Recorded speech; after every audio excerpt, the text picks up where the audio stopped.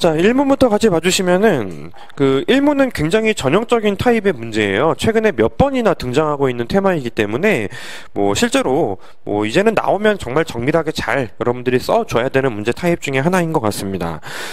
정말 전형적이라서요. 고용률이 높은 국가는 실업률이 낮고 고용률이 낮은 국가는 실업률이 높아야 되는데 우리는 상대적으로 둘 다 낮습니다.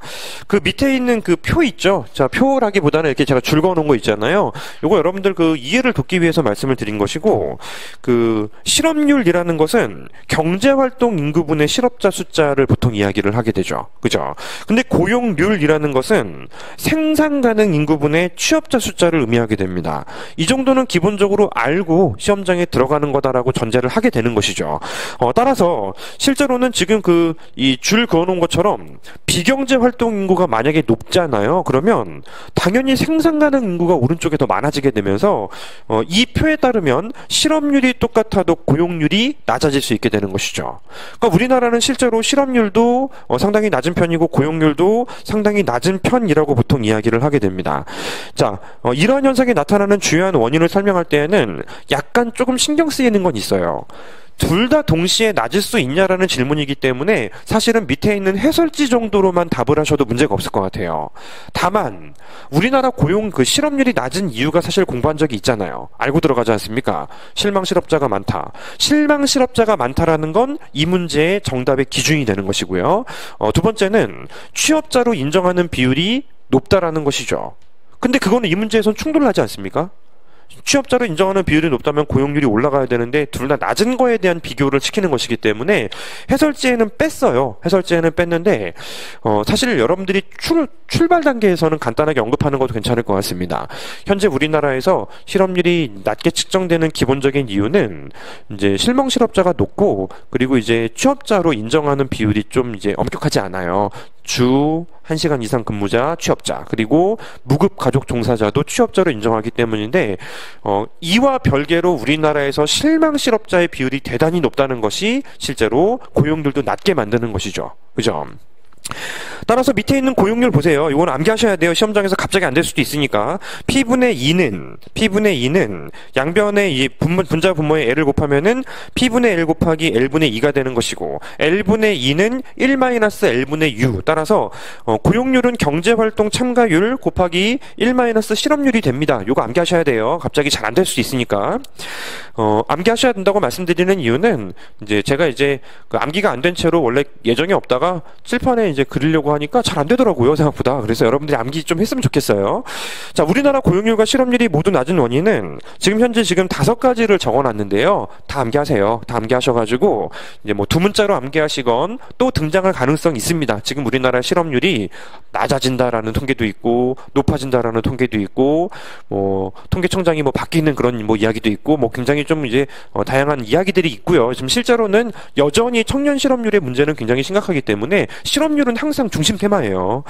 우리나라는 오른쪽에 비경제 활동 인구가 많다라는 거죠. 1번 출산 육아, 두 번째 휴학 빈번, 세 번째는 대학생 자체도 많고 공무원 시험을 준비하는 비율이 높습니다. 그리고 네 번째는 정년 퇴임하신 분들이 어떻게 보면 생산 가능 인구에서 빠져야 되는 거잖아요. 근데 실제로는 생산 가능하신 분들이에요. 따라서 이런 분들까지 고려를 했을 때에는 조금 더 그 고용률이 떨어질 가능성이 높아지게 되는 것이고, 또 우리 군인들.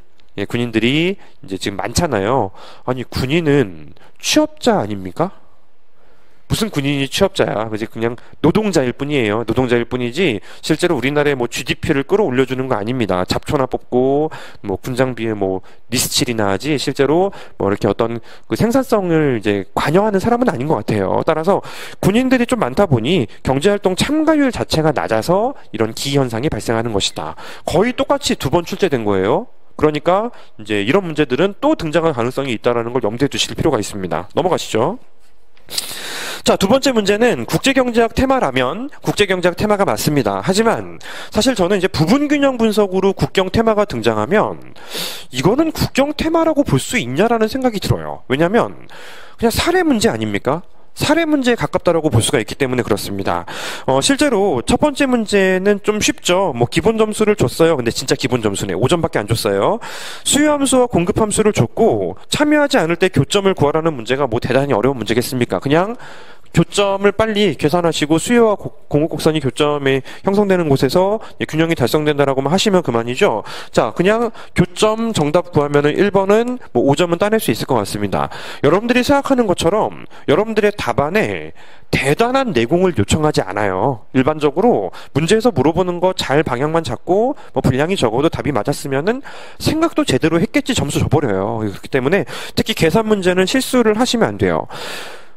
이거를 생각을 못했겠지라고 생각하지 않아도 계산의 답이 틀리면 할 수 없이 점수를 하나도 못 주는 경우도 태반입니다. 두 번째, 정부가 수출을 촉진하기 위해서 수입은 규제하면서, 여기 별표 치세요. 수입은 규제하면서 안 쳐도 돼요. 밑줄 쳐도 됩니다. 중요하다는 얘기죠. 수출 한 단위의 정액으로 300원의 보조금을 지급하기로 하였습니다. 그러면 이제 이 경제에서 이제 소비량과 국내 생산량, 무역량과 국내 가격을 구하시오라는 것인데, 국제 가격이 110원으로 이미 결정이 되어 있고 문제에서 뭐 다른 이야기 없으면은 내 답안에는 운송비 등은 존재하지 않는다. 운송비, 관세 등 뭐 기타 비용은 발생하지 않는다라고 문제에서 안 적어놨잖아요. 어떤 기출에는 적어놓고 어떤 기출에는 안 적어놨는데요. 적혀 있으면은 신경 쓸 필요 없지만 안 적혀 있으면은 흉내낼 필요는 있습니다. 이렇게 어떤 문제의 디테일을 끌어올리기 위해서 이제 웬만하면 이런 가정들도 내 답안에 적는 게 좋아요. 따라서 초반부에 국제 가격이 110으로 설정되어 있으며 관세, 운송 비용 등 기타 비용이 존재하지 않는다라고 전제한다면 이제 자유무역 시에는 110원의 가격으로 이제 들어올 수 있게 되는 것이죠. 뭐 교점하고 별 차이가 안 납니다. 110이 요 정도 위치인 것 같고요. 110이 이 정도 위치인 것 같은데, 자, 물론 여러분들이 국경 특강 등을 듣고 들어가시는 분들이 많아서 듣고 들어가신 분들은 별로 어렵게 다가오지 않습니다. 수출 보조금을 준 거예요. 수출 시 보조금을 일반적으로 수출 보조금이라고 이야기하는데, 여기서 나중에 오셔가지고 보조금이니까 S곡선을 내렸다라고 하신 분들이 상당히 많습니다. 무조건 틀려요. 생산이라는 전제하에서 보조금이 지급됐다라면 당연히 생산만 하면 보조금이 딸려오니까 곡선이 떨어지는 게 맞습니다. 하지만 수출이라는 전제하에서 보조금이라는 것은 생산만 했다고 해서 보조금을 지급하는 것은 절대 아니에요. 따라서 이거는 이게 P월드 가격이 있으면은 이렇게 천박하게 적읍시다. 받을 수 있는 가격, 세계시장에 팔았을 때 받을 수 있는 가격이 상승하는 것이지 S곡선이 떨어지는 건 아니에요. 따라서 실제로는 P월드 가격이 여기 세계시장에서 결정되어 있었나 보죠. 근데 지금 실제로 국내에서는 소규모 개방경제니까 국내에서 무슨 짓을 해도 110을 바꿀 수는 없는 것이고, 내다 팔고 송장 갖다 주면 30원을 더 주는 것이기 때문에 이제 하나를 더 갖다가 이제 팔면은 수출 시에는 내가 더 높은 가격을 받을 수 있다라는 수평선의 상승이 발생하는 거라고 해석하시는 게 이 문제의 중심 포인트라고 볼 수가 있습니다. 따라서 직관적인 아이디어가 사실은 조금 중요했어요. 진짜 아쉬워요. 이게 그 재경직렬 문제였고, 요즘 언저리였던 것 같습니다. 이때쯤부터 이제 선택 과목으로 통계학을 선택하시는 분들이 점점 많이 늘어나서 국경을 그래도 보고 들어가신 분들이 좀 있었어야 되는데 안 보고 들어가신 분들이 당황할 수는 있었던 것 같아요. 자, 실제로는 상식적으로 생각해 보시면 되죠. 내 기업이라고 생각해 봐요. 잘 모르겠으면 내 거라고 생각해. 그럼 더 머리가 빨리 돌아요. 내 기업이 수출도 할 수 있는데 수출하면은 30원을 더 준대. 아, 그러면은 전량 수출에도 140원 무조건 벌겠구나. 그러니까 140 기준으로 제품 생산을 하겠구나라는 아이디어가 필요하지 않겠습니까? 따라서 무조건 이제 그 140이라는 이 단어 머릿속에서 계속 떠올라야 되는 거예요. 그 정도가 되면은 올라가네. 세계 가격에서 이제 주어진 것이 올라가는 거나 다름없네. 여기까지 가셔야 되는 거죠. 자, 문제는 봐요. 원래 110에 국내 소비자들이 구매를 하고 있었죠. 그죠? 만약에 국내 수입이 원래 가능했던 상황이라고 한다면 국내 기업들에게 찾아가요. 너네 지금 140원 번다며? 우리 110이라는 원래 가격으로 공급해 줄 수 있어? 당연히 안 돼요. 우상향하는 곡선이니까 안 되는 거예요. 수평이라면 될지 몰라도 우상향하는 곡선이면 안 되는데 이번 기회는 내가 맥스로 이만큼밖에 못 만들고 하나 팔 때마다 140원을 벌 수 있기 때문에 네가 나한테 사가고 싶으면은 너한테 팔면 보조금을 못 받기 때문에 140원을 줘야 되겠다라고 말을 하게 되겠죠. 그죠? 수입이 허용되어 있다라면은 알았어, 너 내다 팔어. 나는 수입해다 쓸게. 하고 전량 수입해다 쓰게 되는 것입니다. 그리고 전량 수출을 하게 되는 것이죠. 하지만 수입이 허용되어 있지 않은 상태라고 전제가 되어 있잖아요. 그러니까 어쩔 수 없어요. 140원을 내지 않으면 구매를 못 하게 되는 거죠. 그러면 수요량이 이렇게 감소하게 되는 것입니다. 따라서 이 부분이 단서가 무심하게 던졌지만은 두 개의 답안의 하나를 지워버린 전제예요. 수입이 허용되어 있는지 수입이 허용되어 있지 않은지 여부에 따라서 실제로는 답이 달라질 수가 있게 되는 것입니다. 이렇게 보면은 사실 뭐 요거가 진짜 이 문제를 풀 때 정답으로 갈 수 있는 가장 중요한 포인트지 나머지는 그렇게 뭐 어려운 내용은 아니게 되죠. A국의 수출보조금 정책의 도입이 사회후생에 미치는 효과에 대해서 설명하시오. 이것도 사실은 문제를 내려면 조금 더 디테일하게 줬으면 좋겠어요. 예상컨대 2013년도는 문제를 너무 많이 냈어야 했던 것 같아요.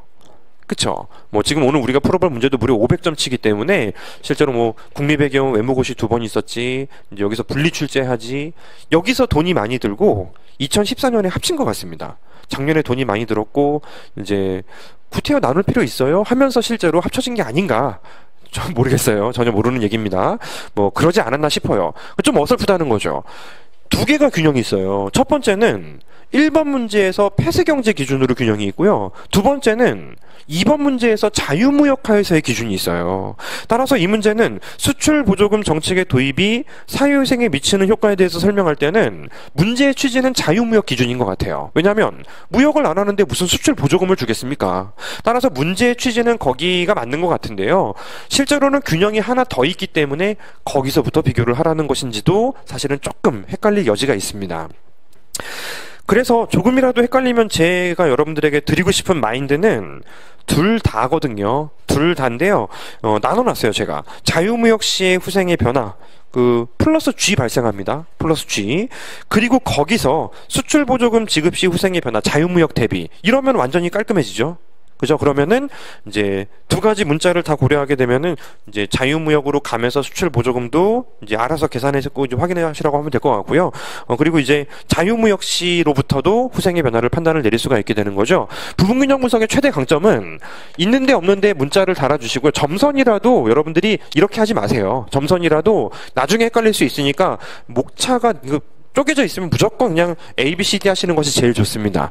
그리고 나서 소비자잉여, 생산자잉여, 정부 주머니 사정, 돈이 줄었으면 마이너스, 돈이 늘었으면 플러스 하셔가지고 얼마든지 실제로 이제 후생의 변화를 정밀하게 볼 수 있다라는 게 부분균형 분석의 가장 강력한 강점이죠. 다른 시장을 고려하지 않는다라는 한계를 가지고 있음에도 따라서 일단은 뭐 이 문제는 눈 따라가시면 될 것 같아요. 제가 뭐 일일이 보여줄 필요는 없을 것 같고요. 소비자 잉여의 변화도 보일 수가 있고 특히 보조금은 이것뿐이에요. 이거 그리고 생산자 잉여의 변화도 충분히 엿볼 수 있을 것 같고요. 얼마든지 계산을 해낼 수 있을 것 같습니다.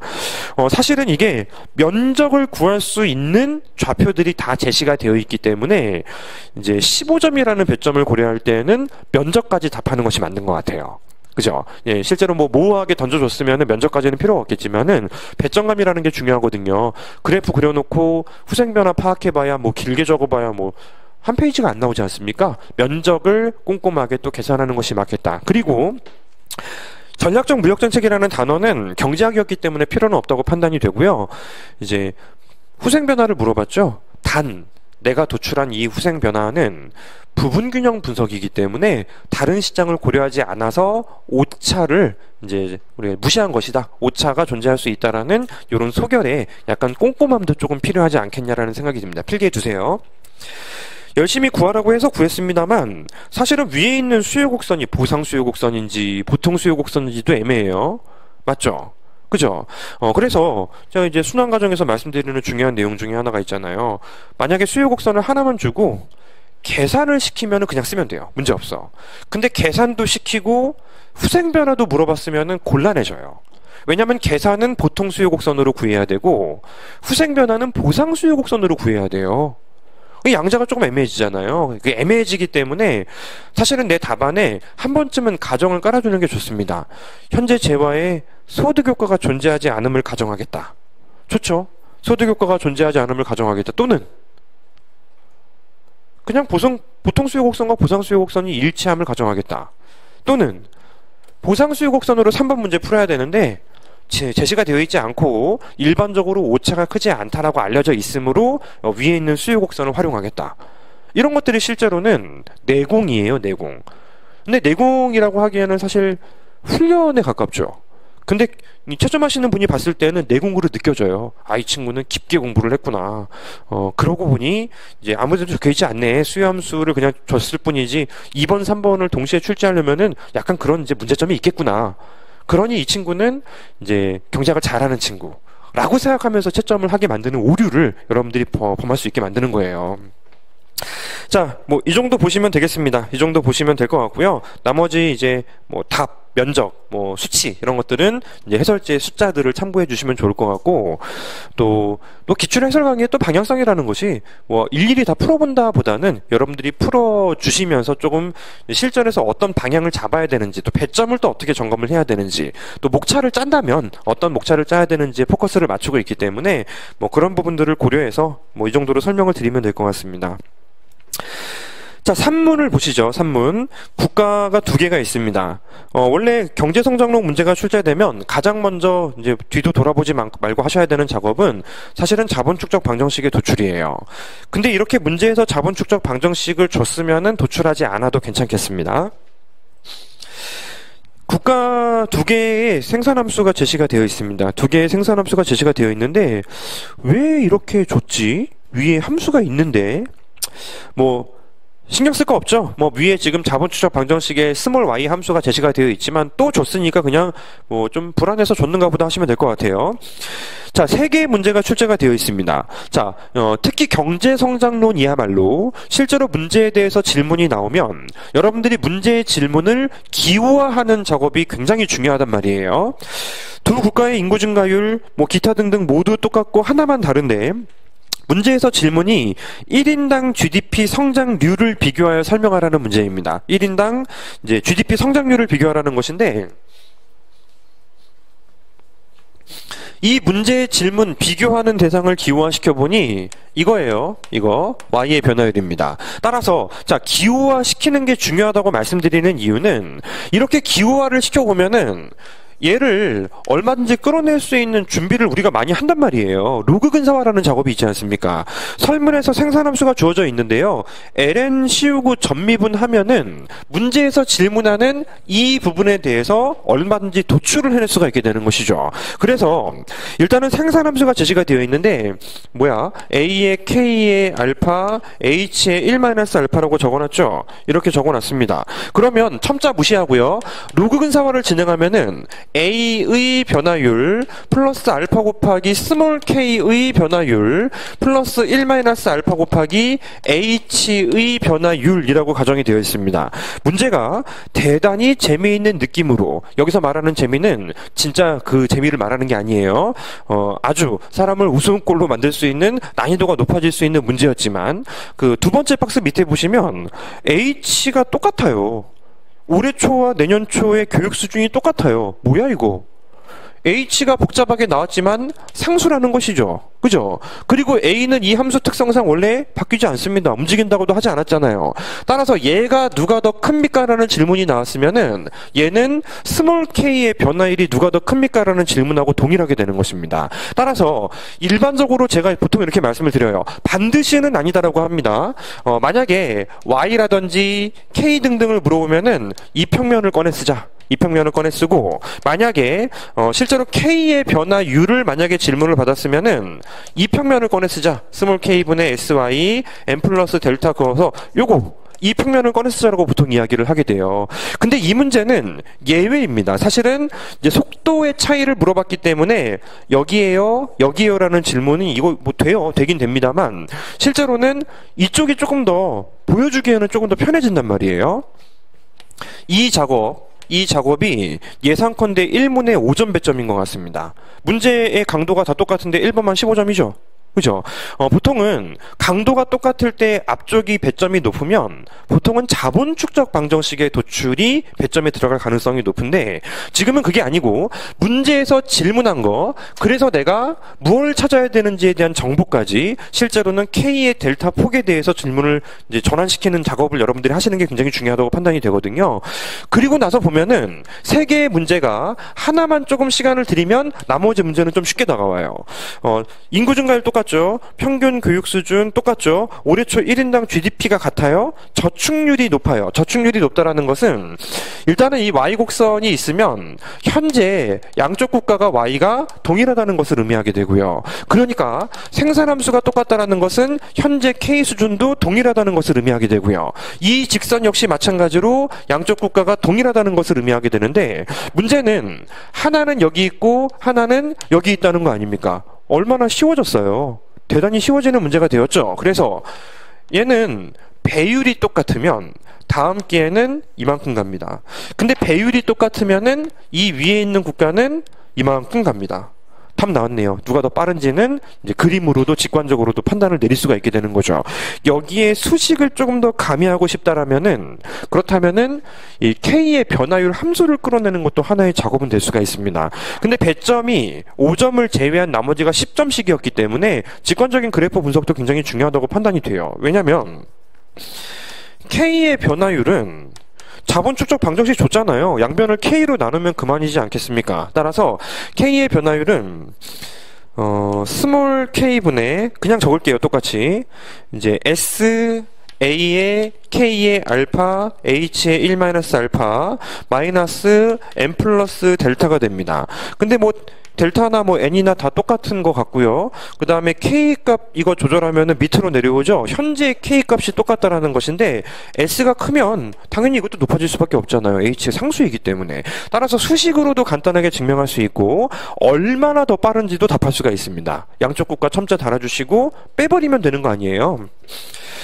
두 번째, 저축률 똑같고 1인당 평균 교육 수준 똑같고요. 1인당 GDP가 똑같은데 인구 증가율이 I 국가가 J보다 높아요. 자, 이제는 여러분들이 이제 어렵지 않은 문제로 조금 다가오는 느낌이 들어야 될 것 같은데요. 아니 원래 좀 쉽게 보셨어요? 쉬웠어요? 전형적이진 않았습니다. 지금은 풀어봤던 문제가 될 수 있지만 어차피 얘 똑같고 이것도 똑같고 이것도 똑같은데 이번에는 얘가 다르다는 거 아닙니까? 그러니까 누가 더 빠른지는 뭐 간단하게 또 해결이 되죠. 요게 긴 국가가 더 멀리 전진하는 국가가 됩니다. 이번에는 이 수식만 놓고 보세요. 수식만 놓고 보시면은 얘가 똑같아요. 맞죠? 얘가 완전히 똑같고 통째로 빼면은 요 차이만큼이 실제로 스몰 k 변화율 차이이고 거기에 알파를 곱한 것이 스몰 y의 변화율의 차이다라고 정밀하게도 구할 수가 있게 됩니다. 세 번째, 저축률, 인구 증가율, 올해 1인당 자본량이 똑같은데 평균 교육 수준이 국가가 이제 I 국가가 더 높아요. 그러면 모든 게 똑같은데 그 저축률도 똑같습니다. 저축률 똑같기 때문에 그래프에서 하나 생략한 게 있죠.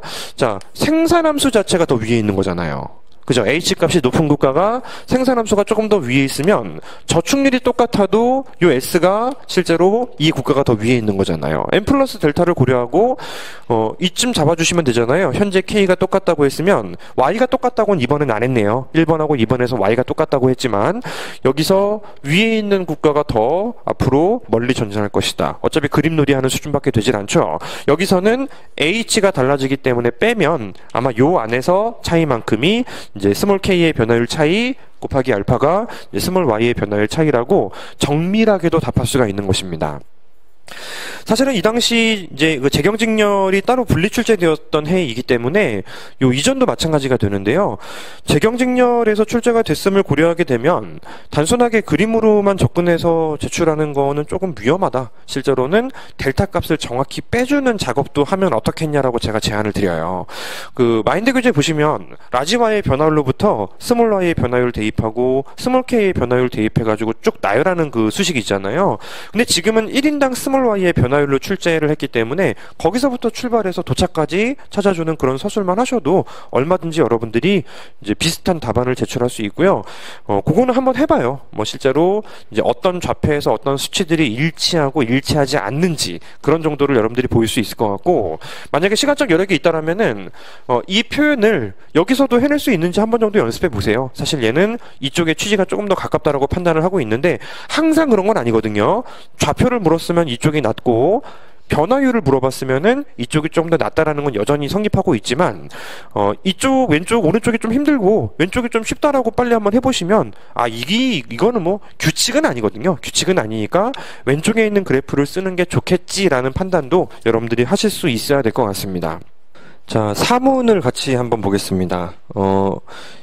이 기대 효용 가설을 말하는 것이죠. 근데 뭐 생각보다 어렵진 않아요. 화폐 금액 X에 대한 두 사람의 효용 함수가 제시가 되어 있는데 위험에 대한 태도를 설명하시오. 가장 디테일하게 적을 수 있는 방향은, 이제 위험에 대한 태도를 설명할 때에는 일반적으로 이제 소득이 많아짐에 따라서 한계 효용이 체감하면 보통 위험 기피자라고 이야기를 하잖아요. 근본적인 이유는 이와 같습니다. 소득이 만약에 한계 효용이 체감한다면 기대 소득이 동일하다 하더라도 오른쪽으로 예를 들어서 K만큼 소득이 증가할 때하고 왼쪽으로 K만큼 소득이 감소할 때 이제 델타 값 있잖아요. 델타 효용이 여기서 이제 절대값으로 정해져 있다라면은 왼쪽이 더 큰 사람이 보통 위험 기피자일 수밖에 없어요. 그래서 이제 2분의 1의 확률로 만약에 이제 플러스 K가 되고 2분의 1의 확률로 마이너스 K가 된다면 이 사람의 기대 소득은 똑같거든요. 그럼에도 불구하고 이 사람의 기대 효용은 폰 노이먼 모겐스턴 함수를 고려할 때 떨어져 버리게 되는 것입니다. 따라서 확실한 금액을 좋아하지 기대 소득이 같다고 해서 이 사람이 동일한 효용을 만족하는 것은 아니다라는 것이 일반적으로 위험 기피자라고 볼 수가 있잖아요. 그리고 나서 문제에서 준 효용 함수를 간단하게 적시하는 겁니다. 한계 효용을 도출해 보니 이제 2 루트 x분의 1이다. 따라서 한계 효용이 체감하는 그 형태가 위험 기피자가 되는 것이고, 두 번째는 그냥 1이죠. 따라서 이 사람은 위험 중립자이다. 기대 소득이 일치한다면 뭐 효용의 변화를 인지하지 않는다. 이런 식으로 정리하는 것이 가장 좋습니다. 근데 다만 배점이 5점임을 고려할 때는 이런 디테일한 설명이 배점으로 들어가 있을지는 약간 조금 미지수가 좀 있는데 좀 짧게도 할 수는 있어요. 얼마든지 할 수 있기 때문에 이왕이면 가장 좋은 답안을 적는 게 좋겠죠. 한계 효용 체감하는 게 위험 기피자이고 한계 효용이 상수인 것이 위험 중립자. 그건 쉬워요. 위험 중립자의 경우는 기대 소득만 같으면 효용의 차이가 없으므로 리스크를 효용에 담지 않는다라고 하시면 되고, 이제 한계 효용이 체감하는 사람은 감소하는 소득의 델타 값이 증가하는 소득의 델타 값과 일치할 때 이제 그 효용의 변화는 감소할 때 커지기 때문에, 따라서 이제 확실한 금액을 훨씬 더 선호할 수밖에 없다. 위험 기피자이다. 이런 식으로 서술하는 게 좋겠죠. 두 번째 문제는 쉬워요. 보험회사 직원이 와서 보험가입을 권유하였는데 화재 발생 시 100만 원을 지급하고 화재가 발생하지 않으면 보험금을 지급하지 않는다라는 것이죠. A, B 두 사람이 보험료를 각각 얼마까지 지불할 수 있을 것이냐. 이거 리스크 프리미엄 묻는 질문이에요. 실제로 얼마까지 최대한 지불할 수 있는지를 이제 최대 지불 의사 금액을 물어보는 것인데, 뭐 단순합니다. 실제로 뭐 그림을 그려서 정리할 수도 있겠지만, 일단은 첫 번째 A 기준으로는 보험에 가입하지 않을 때와 보험에 가입했을 때 효용 차이를 비교하고 양자가 일치할 때까지는 허용한다라고 적으시면 되잖아요. 따라서 보험에 가입하지 않았을 때에는 그 폰 노이먼 모겐스턴 함수를 설정하셔서 보험에 가입하지 않으면 0.1 곱하기 이 사람이 루트 불이 날 확률이죠. 0 깔아주시면 되고, 0.9의 확률로 이 사람은 루트 이제 10만 원, 100만 원 아니야? 100만 원을 대입하시면 되겠죠. 100만 원 대입하셔가지고 이렇게 지금 현재 나의 효용 상태 수치를 도출할 수 있겠습니다. 이게 지금 현재 100 곱하기 0.9니까요. 90 되는 거 맞죠? 근데 가입하게 되면은 900 1000 곱하기 900. 자, 가입하게 되면은 이 사람은 확실한 소득을 누리게 되는 것입니다. 현재 100만 원의 소득을 보유하고 있는데 거기 보험분 빼고 남아있는 소득을 고스란히 누릴 수 있기 때문에 양자가 일치할 때까지 최대한 지불 의사 금액이 나오게 된다. 뭐 이 정도의 계산만 하시면 될 것 같고요. 뭐 그래프가 디테일하게 나와 있기 때문에 사실은 그림도 그릴 수 있어요. 현재 지금 100이라는 게 있고 100만 원이라는 게 있고요. 그 다음에 이쪽에 좀 넉넉하게 잡을게요. 이제 90만 원이죠. 90만 원이 90만 원이 일단 기대소득이고요. 이렇게 쭉 연결한 다음에 여기서 만나게 되는 게 이 사람 기준으로 900이라는 효용값이 되는 것인데, 따라서 현재 소득 기준으로 얼마만큼을 뜯겨도 괜찮습니까? 라는 질문에 대응해서 뭐 이만큼 최대 지불 의사 금액이 나온다. 이렇게 그림으로도 보일 수가 있을 것 같습니다. 두 번째의 경우는 한계 효용이 상수라고 해도 어차피 계산하는 방법은 다르지 않을 것 같아요. 따라서 미가입 시 효용과 보험 가입 시의 효용이 일치할 때까지 최대한 이제 낼 수 있다라는 것이기 때문에 이번에는 금액이 조금 달라지면서 이제 10만 원 내는 것이죠. 최대 지불 의사, 최소 금액을 물어봤구나. 최대 지불 의사 금액, 여기 확실성 대등액까지 거리가 19만 원이고요. 이제 두 번째 사람은 이제 10만 원이라는 숫자가 나오게 되는 것입니다. 따라서 두 번째도 마찬가지로 그림 그리시면 되죠. 효용함수를 직선으로 그리셔서 이제 똑같이 확실성 대등액까지의 거리를 물어보는 겁니다. 그래서 이제 막상 그 기대 효용 가설이 출제가 좀 빈도가 좀 있는 편이에요. 그럼에도 불구하고 이제 막상 어렵게 나오진 않는 것 같습니다.